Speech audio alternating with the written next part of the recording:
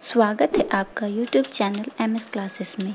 आज हम इस वीडियो के जरिए जानेंगे प्राइमेट और होमिनिड जीवाश्म साक्ष्य के बारे में, जो अत्यंत नूतन काल और उसके पूर्व प्राइमेट जीवाश्म साक्ष्य से संबंधित है। इसे जानने से पहले हम जानेंगे इसकी उद्विकासीय स्थिति।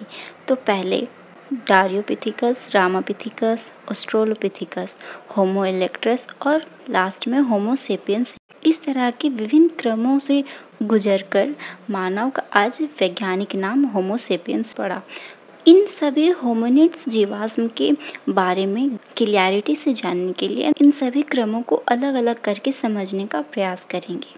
तो पहले हम बात करेंगे डारियोपिथिकस की, उसके बाद रामापिथिकस की, ऑस्ट्रेलोपिथिकस की, होमो इरेक्टस और होमो सेपियंस। और यह भी जानने का प्रयास करेंगे कि इनके साक्ष्य क्या थे, ये कब आए, इनकी विशेषता क्या थी और इनका जीवन यापन, और साथ ही साथ उनके शारीरिक लक्षणों के बारे में भी जानेंगे।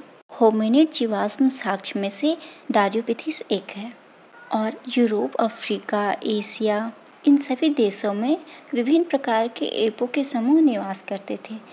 जैसे हम बोल सकते हैं कि जिसमें वनमानुस, होमिनिड, इन दोनों के लक्षण पाए जाते थे। इनमें से कुछ आज के गोरिल्ला, चिंपैंजी और ओरांगटांग होमिनिड के पूर्वज थे। और डारियोपिथिस का मध्य नूतन काल से संबंध था, जो कि 10 से 22 मिलियन वर्ष पहले का था। डारियोपिथिकस में बंदर और कपी, मानव, ये तीनों के लक्षण शामिल थे। जैसे कि हम बोल सकते हैं कि कपाल की संरचना में यह बंदर के समान था और हाथ पैर की संरचना में कपी के समान, क्योंकि यह कपियों की ही तरह बहुदौड़ गमन में यह सक्षम था। तो वहीं हम बोल सकते हैं कि दांत और जबड़े की संरचना में यह मानव के समान था।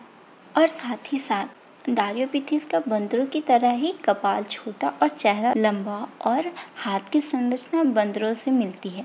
शायद इसलिए क्योंकि डारियोपिथिकस में बंदर के पूर्वजों से अलग होने के बाद, या बोल सकते हैं कि इनसे अलग होने के बाद इन लक्षणों का उद्विकास एक सीमा तक होना बंद हो गया या फिर रुक गया। अगर हम इनकी भौगोलिक वितरण के बारे में देखें तो जानेंगे कि डारियोपिथिकस या डारियोपिथिस, जो भी बोलिए, कि जीवाश्म यूरोप और अफ्रीका तथा एशिया से प्राप्त हुए हैं, जो कि सर्वप्रथम लार्टन को 1856 में फ्रांस में इसका निचला जबड़ा मिला था।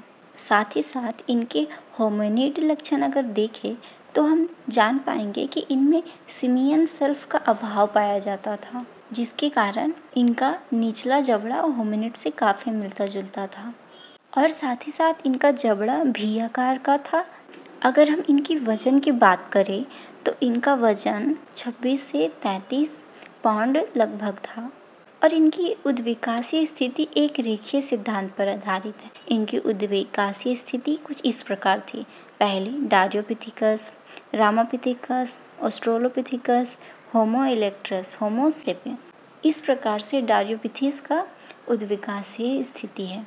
और अगर हम आगे देखें तो डारियोपिथिकस के उद्विकास के संबंध में कुछ नए तथ्य भी सामने आए। जैसे 1970 तक डारियोपिथस को रामापिथिकस से अलग वंशज का सदस्य माना जाता था, लेकिन 1980 के दशक में कुछ मानव शास्त्रियों ने यह माना कि रामापिथिकस और डारियोपिथिकस दो अलग अलग नहीं बल्कि दोनों एक ही होमिनिड को जन्म दिया, जो मध्य न्यूटन काल का विकर्णीय का फल था। इस तरह से हमने जाना कि डारियोपिथिस कौन थे, ये कहाँ से आए, किन से सामान्य थे और इनका लक्षण क्या था, होमिनिड साक्ष्य क्या थे, इनका भौगोलिक वितरण क्या था, इनकी उद्विकासीय स्थिति। आज के लिए बस इतना ही। आई होप कि आपको इस वीडियो के ज़रिए डारियोपिथिस के बारे में समझ में आए, उनके बारे में कुछ जानकारी प्राप्त हो। आज के लिए बस इतना ही। मिलते हैं अगले वीडियो में कुछ और टॉपिक के साथ।